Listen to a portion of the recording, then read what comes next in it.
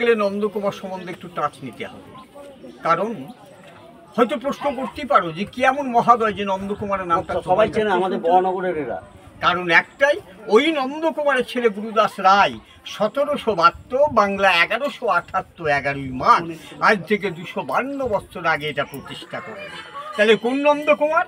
সেই নন্দকুমার যে নন্দকুমারে ফাঁসি হয়েছিল 1775 খ্রিস্টাব্দে 5ই আগস্ট কলকাতার হেস্টিংসে।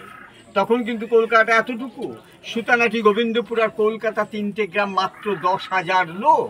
কলকাতার অধিকাংশই অধিবাসী। ওই অন্যায়ভাবে ফাঁসি দেওয়ার জন্যে ব্রিটিশ সরকারকে ধিক্কার দিয়েছিলেন। অনেকে আবার গঙ্গা জলে স্নান করে বাড়ি ছেড়ে পালিয়ে গেছেন। প্রমাণ উত্তরপাড়ায় সেনবাড়িটা আজও সিল করা আছে। আর এই যে কালীটা আপনারা দেখতে এসছেন, এই কালীটাকে তো ভুঁই ফুড়ে আপনার তো এখানে গজে উঠিনি।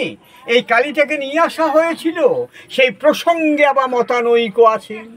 এক পক্ষের মতে বলে এই কালীটা ছিল মগধ রাজ জরাসন্ধর কালী, যেটা অশোক বা বিম্বিসারের আমলের কালী বিহারে। বিহার তো পুরোনষ্টে, আপনি নালন্দা বিশ্ববিদ্যালয়ের অম্ভিপুরু সকলকে পাচ্ছেন। সর্বোপরি অতীত ঘাটুন, অতীতে আমাদের ভারতবর্ষ ছিল অঙ্গ বঙ্গ কলিঙ্গ, অর্থাৎ বাংলা বিহার উড়িষ্যা। আবার কেউ কেউ বলেন যে কাশীর রাজা চৈত্রসেন, যেটা বেনারস, ওই নিজের বাড়িতে মাটি খননের সময় এই বিশ্বের অদ্বিত কালীটা পান। এটা তো একো মা দ্বিতীয়াম, এক এবং অদ্বিত বিগ্রহ, যেটা বিশ্ব ব্রহ্মাণ্ডে আপনারা এই ধরনের কালী কোথাও পাবেন না। এই ধরনের কেন বললে ভাই? আরে কালী তো দেখেছি মহাকাল, অর্থাৎ সাপ, মানে শিবের উপর গায়ে থাকা কালী। এখানে কিন্তু দেখতে পাচ্ছি যে সাপের উপরে যোগাসনে বসে থাকা কালী।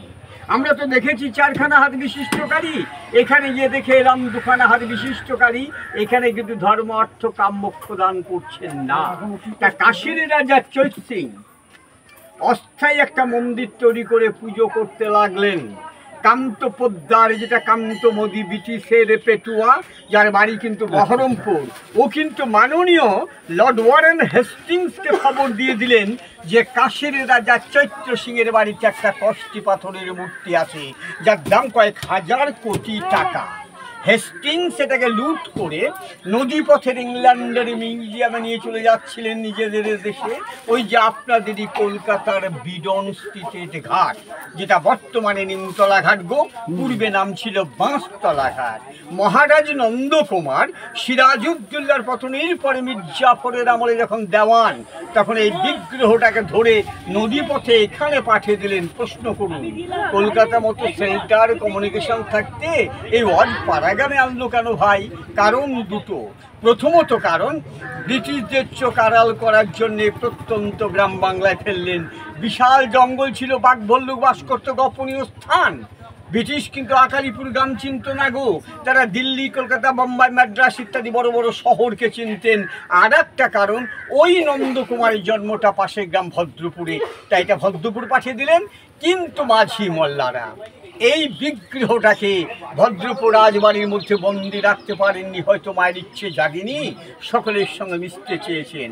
ওই যে বটগাছটা ব্রাহ্মণী নদীর তীরে গিয়েছিলেন, একটা গ্রিল দিয়ে ঘেরা আসন দেখেছেন, ওটা মায়ের আদি আসন গো। 1772 বাংলা 1178 11ই মাঘ, আজ থেকে 252 বৎসর আগে মাকে নদীপথে নিয়ে এসে ওই আসনে প্রথম নামিয়েছিলেন। কিন্তু আসনটা লক্ষণীয় বিষয়, 3খানা স্তর। এই যে পরমাত্মা সকলেরই 3খানা কাঁথা মিনস্লেপে ঘুমিয়ে আছেন, সত রজ তম, সাত্ত্বিকতা, রাজস্বিকতা, তামসিকতা। কেউ সাত্ত্বিকভাবে পুজো করেন বা করান, কেউ পুজোকে নিয়ে তামসাগিরি করেন। আমি কাউকে কম্পেয়ার করব না, নিজেকেই বলি সরস্বতী পুজো 2খানে বেশি সম্ভব নয়, 3.5 ঘন্টা করে লাগে। আমি অর্থের লোভে 18, 20, 30 খান করে পুজো করছি তামসাগিরি। কেউ বা রাজরানীর মতো সেবা করান, তার জন্য 2 শ্রেণীর পুরোহিত আছে, জেনে রাখো, বিশ্বে কেউ পুরোহিত নাই। পরের হিত বা মঙ্গলের জন্য আমার জন্ম হয়নি রে বাবা। জন্মটা হয়েছিল উজ্জয়িনীতে পাটলিপুত্রে। আমি কিন্তু চাল কলা কাপড় গামছা সোনা দানা খাওয়ার জন্য পশ্চিম বাংলার বুকে এসেছি। আমি পূজারি। পূজারি দুই প্রকার, এক আচার্য এক উপাধ্যায়। তাহলে একদশন্ত বেদস্য বেদাঙ্গ ন্যাপি বা পুনঃ যো অধ্যাপয়তি বৃত্তার্থম উপাধ্যায় ও শৌচতে। যারা বৃত্তির জন্য, সংসার প্রতিপালনের জন্য পুজো করেন, আগেই কিন্তু বাঁকা চোখে দেখে নেন চাল ডাল তৈতরকারি কাপড় গামছার দক্ষিণা কতটা দিয়েছেন। তাই তো আমি সবাইকে বলি, ওরে বাবা উত্তম সদ্ভাব ও ব্রহ্ম ধ্যান ও ভাবস্তু মধ্যম। আচ্ছা আচ্ছা বেশ, আচ্ছা এসব পরে নেবে।